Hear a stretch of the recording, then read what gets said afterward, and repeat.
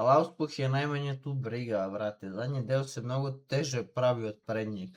Jer ti ide gepek, brate, i cela karoserija ti je, ova školjka ti je sastavljena iz jednog. Znači ovaj ovdje deo. Da li ima ovdje? Pa i sad. Onda je prednji deo slupo, tu bi imalo normalno hladnja, kuler itd. Te gluposti svakako. Ide prednji točak, sve oko prednjeg točka, ali mnogo se lakše menja prednji zato jer ti imaš krilo, kapiraš? Krilo, hauba, krilo. I ovo ti se mnogo lakše ispravlja na prednji, makar ja to mislim. Karoserija se lakše pravi kad čupneš prednji nego zadnji, a zadnji ti buraz ide. Znači on je odvalio, viš ti ovo, tu, on je odvalio sve ovo buraz. Znači ovo mora neki vrh profesionalni limar da ga radi. Ti ne smiješ ovo da daš u ruke nekom tamo randomcu buraz, neko ko ne radi to uopšte. Viš ti on je ovdje iscepo, ovdje iskido. Strašno, viš. Ali vidite prednju.